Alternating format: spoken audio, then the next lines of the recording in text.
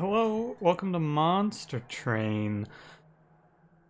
I don't know if I have an intro for you today. I enjoyed your snack takes. In fact, I may have responded to all of them by the time that I have this video uploaded. But I did enjoy reading through your snack takes.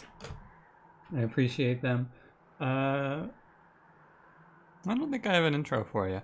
Let me close my eyes and think about. Let me find a word for you, and I'll discuss this intro via that word. I'm processing. Brain is entering overload. I have short-circuited. Yeah, it's not one word, but it's actually three, and the words are Tom and Jerry. I don't really know how we get to these. Like, I just close my eyes, and I have that thing. I don't know if I've ever talked about this. I talked about this on stream once or twice, but there was like a study going around on Twitter that was like, hey, do you know that not everyone can see things when they close their eyes? Like, they can't just close their eyes and visualize things. And hey, I can't see things when I close my eyes. It's just dark. And then sometimes if I think hard enough, I think of a word. And today that word is Tom and Jerry. I watched a lot of Tom and Jerry when I was younger. That's the wrong button. It was one of my preferred cartoons. Pretty good one, I think. Not a whole lot of cartoons that follow that style. The request today was Exile Umbra, Exile Awoken, by the way, so I will heed the request. But yeah, not a whole lot of cartoons these days. And probably I would go so far as to say no cartoons these days that go through by doing like a silent sort of thing and letting the action speak. And I don't know if that's necessarily a good thing or a bad thing. I don't really have a take on it. You guys have any favorite cartoons from when you were younger? I used to also like the Looney Tunes a lot. Plus the classics that my generation grew up on, like SpongeBob, of course. Although I think that show is still on, which is fucking rough. It's been 2 minutes, I can say fuck. Nice. Anyway, hope you're doing well today. It's 9:30, so this one has to be a quick one. I gotta stream in an hour, so we can't be here for an hour and a half. But, you know, it just means that if we die to Arcus, I'll have to end the episode, which is a shame. But I drug my feet on starting this recording because, I don't know why. I kept getting distracted. Without any further ado, don't forget to like the video, comment the video, subscribe the video, and Double Barrel Daedalus, Failure Arcus, Sap Seraph, Mindclap, Steel Enhancer, Excavation, Eruption. We are Exile Umbra, Exile Awoken. I'm really interested in taking Stalwart Snack with this starter. We started with Steel Enhancer and Root Seeds, so I'm really interested in seeing Stalwart Snack here. I would be very excited about it. I'm taking Mask because I think Sap Tap's going to be pretty bad. Ah, look at this shit. No, oh no, they gave me the two good options and now I can't play Stalwart Snack. Darn. I'll take Aggressive Edible. I think that Aggressive Edible is better than Superfood. Maybe that's wrong. I know you can pass on regen, I just don't think that that's very good compared to Aggressive Edible. It will take at the least, like, if everything goes as expected, we'll take 6 most likely for this trial. Let's take a look at the upcoming. Yeah, I'll take the trial. The expected outcome here is somewhere in the range of 12 to 20 damage, I think, and I am okay with that. The 6 that I said is assuming that both the priests go by, and there is a world where we take 0 here, I should say. It's gonna come down to good plinks, and also, you know, we got Mind Collapse and things like that, and it looks like we are actually gonna take 0 here, which is pretty unbelievable. I don't believe it yet. I should put those on Primordium, my mistake. I can go there. Yeah, we're gonna take 0. Wow. Very surprising. Very happy that we're gonna take 0. Glad I took the trial. I did not expect to take 0 here. I definitely expected to take a lot. But this is something that I've been working on in this game, and I've also been working on this in Slay the Spire. I definitely have a tendency to think in terms of the worst case only. When it comes to this game and other such card games, I think about something like this combat in terms of the absolute worst possible outcomes. Because, you know, with Plink in the game, if I expect anything less and then it delivers the worst, I go, ah. Like, you saw how the Plink hit both of the backliners there. That's the good outcome. And in theory, over the course of 3 turns, you could expect that to happen, but mix in some bad draws, and all of a sudden you're taking a lot. So when I gauge the damage taken from trials, I try to just not take trials that have a feasible low roll that kills you, which usually doesn't happen on Combat 1. Sometimes it does, but usually it doesn't. And we high rolled, so we took 0. I think that I don't want to take anything. I don't think I need any of these. I'm going to aim to pick up... we have a surprisingly good amount of backline killing options from Mind Collapse to Excavation Eruption. I think we have enough, plus Plink, we have enough to get through the early game. And I'll take another Steel Enhancer. The game plan here is to pick up Animus of Will. Or just like a sweep unit with multi-strike in the shop, something like that. Yeah, there's multi-strike, so if you show me basically anything good, yeah, that's really good. Cool. Yeah, that's insanely good. That's like perfect upgrades on a perfect unit. I could not ask for a better outcome, and I think we might just win this run now. I will take these trials because it's worth to look for... it's worth to look for one more unit because we would not be unhappy with a Husk Hermit. Yeah, this is insane. I don't think that there's a better upgrade pair in this sort of a setup than multi-strike and plus 25. I played Plink on accident. I was actually trying to put that card back down, but it would not go. My brain wouldn't let it go. But no, I don't think I could come up with a better upgrade set than what we got there. So, you know, very, very fortunate. I will give the game credit. You might be thinking, there's one upgrade that you might be thinking about here, and it's Large Stone, right? What about Large Stone instead of plus 25? And Large Stone is not bad. Well, we're at 72 times 4 on floor 2. That's really big. Like, look at this. How much is that per round? That's 280. It's like 300 damage per round. Wowie. Whatever we do, or like however you look at it, we're gonna end up killing Sarap if we just stick to the plan here. I was saying something and then I forgot because I got distracted by big numbers. As I tend to. Glimmer's okay. In case we don't see a better choice. We saw the better choice. And I probably didn't need to take Glimmer considering, but you know, too late now. But Large Stone, I was talking about Large Stone before I got sidetracked, and the problem with Large Stone is just that we always want to be top 4 so that we have the most time for Animus of Will to finish eating Primordium. And with Large Stone, a space loss top 4 can lead to some awkward floor 7, floor 8 combats for sure. Right, so we're going to purge all of the Train Stewards and all of the Plinks, and we're going to take as many Root Seeds to 0 cost as we can. I guess I could put Consume on one of the Plinks, and that's like purging it. A rare Hellhorn pick is pretty fun. We can see some good stuff. Even Armor 25 is fine. It's just a slightly more... like, it's more survivability, which is where we're going to be bottlenecked, and I know that I skipped on these Wildwood Saps, but I really... Look, the last episode, yesterday's episode, was an episode where I took things that I didn't need, and I took them because I made a full pivot into making the deck way more clunky than it needed to be. This episode, we're going to try and do the opposite, and we're going to not do any sort of pivots, and we're just going to exist. I should Plink first. Just in case, you know? You never know where Plink is going to take you. I realize I miss out on Excavation Eruption on the bottom floor here because of that Plink, and that's okay. Because if the Plink misses, it gets really awkward, so you know, it doesn't really matter either way. Probably a little better to Plink, or rather to Excavation Eruption, but it doesn't matter. There's Alloy. But the main reason to take Alloy here, it's flexible for both Husk Hermit and Animus of Will.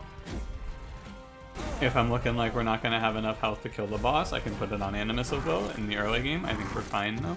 And in the mid to late game, we just throw it here and get an extra round or two of Husk Hermit killing things for us. Both outcomes are good. This is a run where I would consider taking, and I will consider when it's shown to me, taking Stalwart Snack, because we can buff Primordium up enough that the Stalwart Snack is value. Usually I am a big, I do this all the time. I do this like actually once a week at this point. Proponent, opponent. I'm a big opponent of Stalwart Snack. You see, what happens is my brain goes, yes, finish the sentence, but I go to say proponent, and then I go opposite of proponent, and then I go antonin? No, that's not right. Look, what I'm trying to say here is that usually I'm very against Stalwart Snack, but with all of these buffs, the lost time is made up for. We lose, because going from Stalwart Snack, or going from Aggressive Edible 2 to Stalwart Snack 1, Aggressive Edible 1, you get, it's 6 eats, I believe, so it's 60 instead of, is it 60 instead of 60? I guess we'll, doesn't seem right. I think maybe you just lose out at the end times. Wow, she is going to kill him in 2 hits? 2 hits. That's 444 damage per round. We'll see. We'll cross the Stalwart Snack bridge when we come to it, I suppose. If there's just a superfood in there, then we don't have to think anymore. Quick seems really good here. Cycle of Life also sounds pretty cool. If we get 1 Cycle of Life off on Primordium, he buffs like crazy. But Quick is a little better, I think. Shadow Siege. The biggest crime I've ever seen. Shadow Siege. There is a case to be made for 1 card there, and it's Morsel Maker. I should make the case just because I should not speed through this video like I have been for some reason lately. Morsel Maker is an interesting take because we could use him as... like we take him and then we play him the second cycle, which will be pretty quickly after Primordium is gone, and we use him as a tank. 1 space tank for Animus. I don't think it's good, but I think that you can make the case, and we're gonna take draw, even though we have Root Seeds. I'm gonna take draw. There we go. Right, seems fine. I'm gonna just look at the Dark Forge. Okay, so I don't have to do any thinking. Pretty sure it does go to buffet. Let me just look. I'm really curious now. Let me see it. Goes to 5. Okay. So in the end, we would have 8 buffet stacks, or 5. So it's 5 times 10 versus 3 times 20. Usually less attack over a longer period of time is worse if you had Stalwart Snack here and not Superfood. However, because we're able to buff that attack, more time to make use of it is good.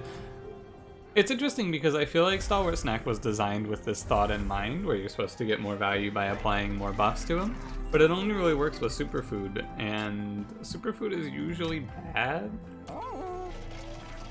Like in this clan combo, if we had a Superfood Primordium, what would we be doing? We would be just doing the same thing. We'd be buffing it. We'd just be sad on the way to buffing it. I'll leave. I only have 90 gold for that shop because I spent it all on removals, but that's fine. We're very strong. Husk Hermit needs to buy us like 2 rounds, and then our Quick Animus should do all of the work. What's a Space Lost top 4? We can also quick the Husk Hermit if it's a concern. Because we drew it turn 1 here, as you can see. Let's him stay standing for a while. Let's see what's in the morsel. I'll just wait. We're gonna get back to it pretty quickly. Was my headphone cord dying? Oh, I think it is. I'm gonna have to replace this headphone cord. Good thing I grabbed a replacement. I just moved the headphone cord by moving my arms, and the sound cut out for a second. Very bad sign. Not what I like to hear. I like to hear the sound, not the sound. You already do 120. This is like a build your own Dante sort of run. This Animus is really, really close to Dante. Is it bait to call this episode build your own Dante? It might be, but I don't know. We'll see how I'm feeling when I go to name the episode tomorrow afternoon. I really gotta stop saving the naming of these episodes. I should just name this right after I should really just upload and name the video right after I'm done recording, but you know. I'll do it later and then I just forget. Fine. Yeah, this is it's getting more and more absurd every passing moment in terms of damage. I usually expect when a run looks like this that it's going to hit a wall at some point, but this one doesn't really hit a wall. The wall that it might hit is Seraph, but, you know, our deck becomes very thin and we just spam out so many upgrades that she should just kill Seraph in a few hits, hopefully. We'll see. We'll see. We might need to make some adjustments as we go on. For now, though, we're cruising. We're just going to power up. Pyrogrow is interesting. What's also really interesting here is Restoring Retreat, because we could just like have Primordium and Animus of Will together and then drop Animus down to Husk Hermit. Husk Hermit acts as probably a 2-round tank for Seraph. Most likely Husk Hermit's gonna die though. I think I'll pass it. It's an interesting thought, but I don't think we need it. I think that if we just keep this deck small and like, when I say small, I mean like really small, like sub 20 cards, maybe sub 15 cards even. I think if we just remove, we're gonna get there. Large Stone is fine for Husk Hermit. That's fine. I might even just give him plus 25 here. Nah, we got another Steel Shop. I'm not worried about missing magic shops. I think that we have, all we're going to do is take -1s, which isn't that urgent.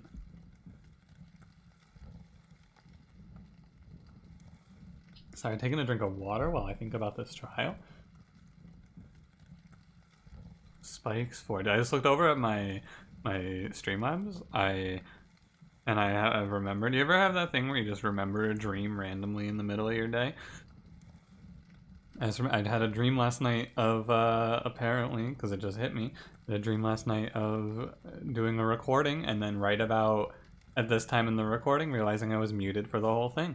This nightmare plagues me, and I will never be free. This trial should be fine. You have 70 health. You're gonna take 8 plus 16 from the first wave, and then from the second wave you're gonna take... I'm pretty sure this trial is free. We have Plinks as well to lessen the spike's impact, and I'm fairly certain that this is no problem. We'll see. 31 on the first eat, holy moly. Right, the thing that I'm also forgetting when I'm factoring in how much damage we're going to be doing when we get to Seraph is the fact that Primordium still has another level to increase by. Which is just ridiculous. I know that I'm not making use of Split Anvil here, and I don't care. It doesn't matter, because we play all of our cards anyway. I'll throw you the art. Yeah, with Large Stone and plus 20, or no, I didn't take plus 25, it's just Large Stone. With just Large Stone, he's still chilling over there. He's looking pretty good. I should have put Excavation Eruption there, absolutely. That was a mistake. And there's no doubt about that. I gotta remember that I have Split Anvil and actually, make use of it. This is a run that is so powerful at this point, though, that my decisions stopped mattering a little while ago. We don't actually have to do anything to perfect these combats while taking the trials until we get to Seraph, I'm pretty sure. I think that at Seraph this run becomes a little more... No, I kind of fucked it here. No, I didn't. Whatever. This run becomes a little more thought-provoking perhaps when we reach Seraph, but for now it is just play buff card on Animus. And she gets to be pretty strong. For the time that we have this Animus, I would argue that she is a little bit powerful. This is potentially a run where we just, with Split Anvil, which I should say is insane, the next power increase for this deck might be to card remove all the plinks and then start duplicating every steel enhancer. Just drawing 10 cards a turn. Hammer Chestplates is really strong with Primordium, by the way. Oh, Umbra Stone and Void Binding. Both very interesting options. I don't really think I like Void Binding here. I think it's a little late for my taste. Plus there's no Magic Shop coming up, so I would be taking this just as a 1 energy apply 2 damage shield sort of card. The next Magic Shop isn't until here, and we're gonna crush through, but I think that it's fine. I also think that Umbra Stone's a little better. The big thing about Umbra Stone is it means that Seraph is going to take a lot of damage. Floating bosses take a lot when we have a card like Umbra Stone. So I'll give it a go. We're fine. I'm not going for a trinket, I'm just going to keep going for removals. I'm pretty confident that the strategy here is to have this deck be 10 cards after all the consumes are played. Roughly, like somewhere around 10 cards, right? So we have the deadweights, we have one of them is going to be Excavation Eruption. So 1, 2 deadweights, 1 Excavation Eruption, we can cut Glimmer, we can cut a Mind Collapse. So that's 2, 3, 4, 5, 6, 7, 8, 9, 10, 11, 12. So we have 12 right now. We can probably cut Glimmer and the Mind Collapses and it'll just be 11 cards and that's fine too. And then the deck is just play Excavation Eruption for 60 damage and then play all of the Root Seeds and all of the Steel Enhancers and then end turn. And I'm pretty sure that that wins. Hey, Quick seems good here. I'm pretty sure. I would give us like... I'll put it like this, I'll be surprised if that doesn't win. Because our consume cards are good. The consume cards that we're going to be playing are cards that make us a lot stronger as well. So just generally speaking, we're in a good spot overall, it feels like. Now this is a pretty weak start. Our Primordium is starting only at 20. Subpar, I would maybe say. It's only gonna be plus 20 on the first turn. How tragic. See, I need to get in the habit of playing Excavation Eruption. Even if I'm just playing it on the floor that we're on, I should just get in the habit. Now this is interesting because the thing about this is as long as I don't take, like, there's a right way to play this turn. Depending on if I think about this properly. There's a few different ways to go about it, I suppose. I'm gonna take the boring option here, but basically what I'm thinking is as long as I don't have these 1-cost cards go above 2 costs, it doesn't matter if I play them or not. I'll just throw this shit out here. But like the cost of these cards, as long as they're below 3 cost, it doesn't matter because they're just going to be made free, right? Which is what I'm thinking. Which means that like maybe I just play Trample Stone even, because then they're gonna be 2 cost, but who cares? Interesting thing to note there is the cost reduction gets applied afterwards from Split Anvil. I play a 2-cost card with the Incant Shard on the floor. The Incant increases the cost of the cards, and then the cost reduction gets applied. Maybe that's not that interesting. It's just an order thing. It's very unlikely that that ever matters, but it's still interesting, I think. There's a lot of little nuance to a game like this. This run could lose, I should say. Basically, I think that it could lose here to Arcus. I think that Arcus is a pretty good test because Arcus is a very damage-heavy boss. So how we look on Arcus is going to be a pretty good indicator of how we'll look on Sarah. Up until now, it's been pretty straightforward. We kill all the bosses in 2-ish hits. This Arcus fight's gonna be a little more of a challenge. See what I'm saying, though? The Excavation Eruption just makes all those 2-cost cards cost 0. Doesn't matter a ton either way, I don't think. Just interesting. Mind Collapse does it too. I'm confident that we're killing Arcus here. Like 100%. It hits once. I think that him hitting once is less. I thought he was gonna hit twice.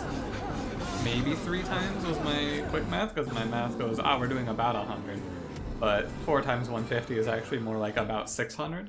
So, and then it's actually 168, so it's even higher.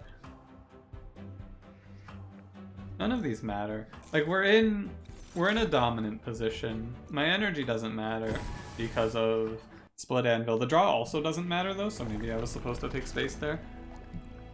I think that it really does not make a huge difference though. Follow the plan, finish the removals. Glimmer is gone. Mind Collapse is gone. And I'm gonna dupe Steel Enhancer. So here's the interesting choice, and I think that we do actually want to go Stalwart Snack, right? Because we're buffing so much. We buff Primordium, even... So let's see. So right now, for the first thing to state, because there's 2 main reasons that going Stalwart Snack is not better than Aggressive Edible. Right? The first one is a very simple numbers thing of 5 times 20 is less than 3 times 40. 120 is more than 100. And the second thing is that it takes 2 extra turns for Stalwart Snack to get to the payoff point where he's finished and gone. That is bad in runs where you're trying to feed a lot of morsels to a unit to trigger a Gorge effect. In this run, we care only about the stats, so the fact that it takes longer for less Gorges doesn't matter because this is not a run with Gorge. The second thing to note here is that the next big drawback is that it's too slow. Typically the heavies are going to overwhelm us if we go with Stalwart Snack, but we have to assess that. Assuming that we get 3 eats in at 20, with 4 multi-strikes she's going to be doing about 63 times 4, which is enough. It's enough to kill the heavy, the backline will die. And that's assuming that we get no buff cards, which we will get some buff cards in there. So in a more reasonable expectation, we're probably going to expect about an average of plus 25 per turn if we're going to take a guess. And that's probably not even, that's a low roll. It's probably more like 30. 30 per turn for the first 3 turns puts her at like 93 times 4, which is plenty. So the final question we have to answer is how much does she have to gain from those last 2 buffets? And the answer is 20. So will there be an increase to at least 30 attack by the 4th turn that buffet is triggering? Yeah. So I'm pretty sure that all of the negatives of Stalwart Snack are beaten out by the fact that this is a 20 card deck with a lot of ways to buff stats for Stalwart Snack to just feed into a unit that doesn't need Gorges. All of the negatives don't apply on this run, we just click on Stalwart Snack here. And I want to be clear, I'm pretty sure you can also win with Aggressive Edible, but, you know, let's try something new and exciting. Trial should be fine. I'm gonna have to throw... the thing is I have Excavated Ember, or Excavation Eruption rather, so it's not a worry anyway. Yeah, we're at 28 on turn 1, so just keep an eye on how much we gain. It's 28. Right, we have this card, which is why I'm not worried about the frontline backline issue. This is maybe a bit of a high roll, I'm not really sure. I mean, he's at Stalwart Snack, or he's at Aggressive Edible 3 levels on turn 2. So it is just raw value. There's nothing really more to say here. Oh, Primordium's gonna be big. Primordium's gonna be really big. Holy moly. This run is a little ridiculous. I think that I could have definitely started with Stalwart Snack and been fine. Yeah, 69 on this turn is like, that's more than what we would get off of Aggressive Edible in 2 turns for the entire thing, right? In these 2 turns we get more from this Stalwart Snack than we would have gotten in the entirety. Crazy. Like, just absolutely crazy. I feel like what you can take away from this is that Aggressive Edible, or not Aggressive Edible, Stalwart Snack, right? We can use this as a learning experience for Stalwart Snack as a starter, because I think that this run would have been fine if we started Stalwart Snack. If you start Primordium with Animus of Will, you're probably winning your run no matter what. Something has to go really wrong for a Primordium Animus of Will setup to die, I think. And yeah, I'm pretty sure.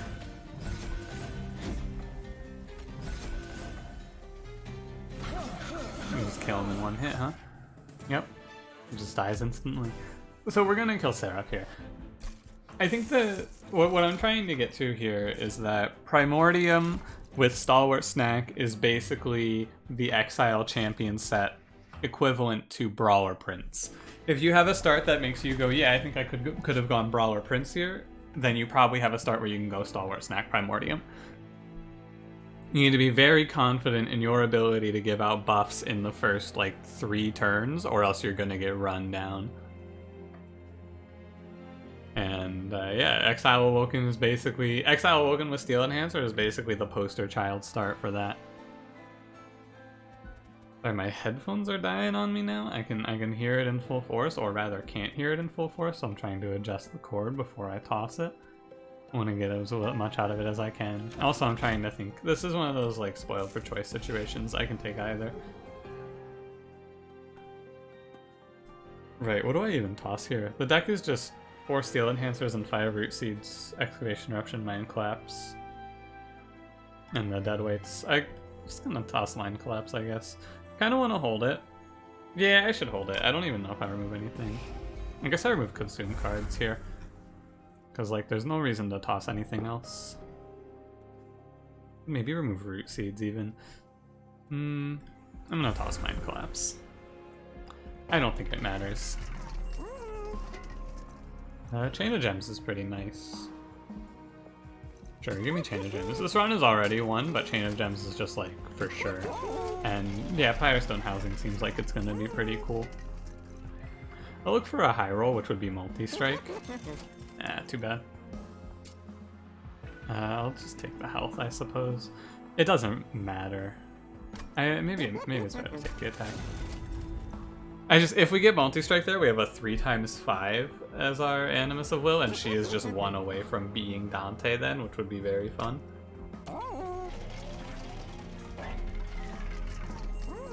Sure. I'm just not gonna buy any more card removals because I think that this deck is fine for that. So we are good. Sap Seraph, you know, Sap Seraph does present perhaps a bit of a fear.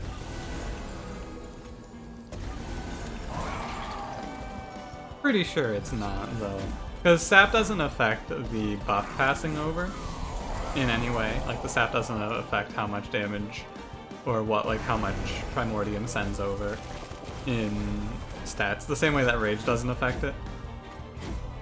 He's still gonna give 36 here. I think that was 36. Anyway. Hey, if you have Superfood Primordium, does Sap Seraph farm you? Is it just like... I have never had this before.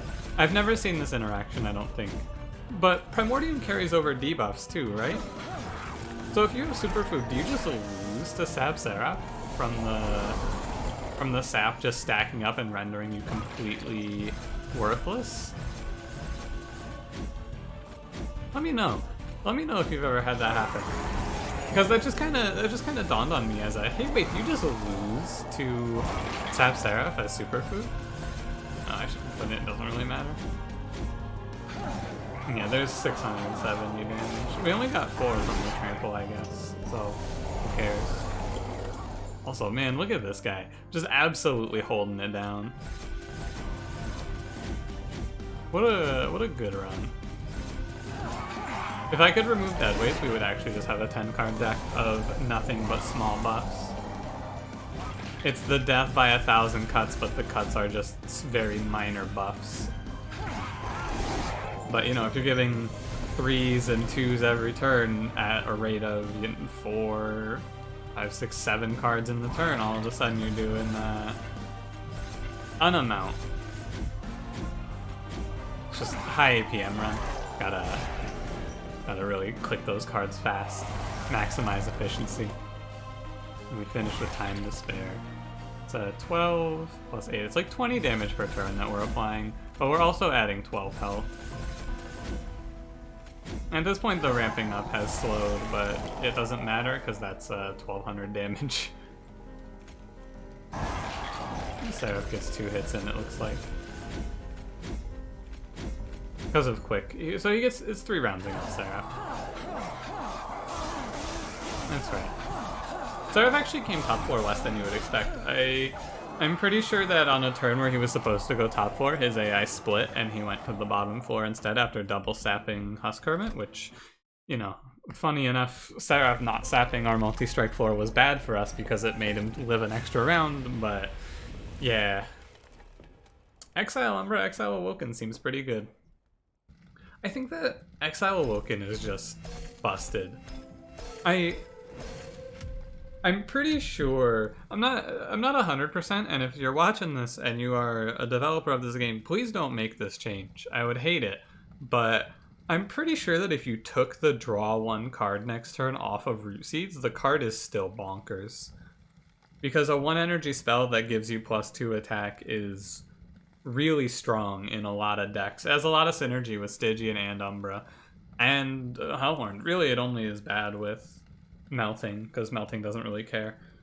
But yeah, with 3 of the other clans, Root Seeds as a 1 energy card that gives 2 attack is just nuts, right? It's really good with Primordium, it's really good with Multi-Strike on Prince, it's really good with any sort of incant from Stygian. It's just kind of nuts. And then the fact that it gives +1 draw is just over the top, like the card's insane. It maybe is moving into my strongest starting card, I'm not sure. I'd have to reevaluate, because Cranberry and I only did the base cards, and I thought it was Drag when back in the day. Probably not Drag anymore, but I'd have to think about it. Anyway, thanks for watching. If you enjoyed, don't forget to leave me a like. Subscribe if you want to see more. I'll see you in the next one. Have a good one.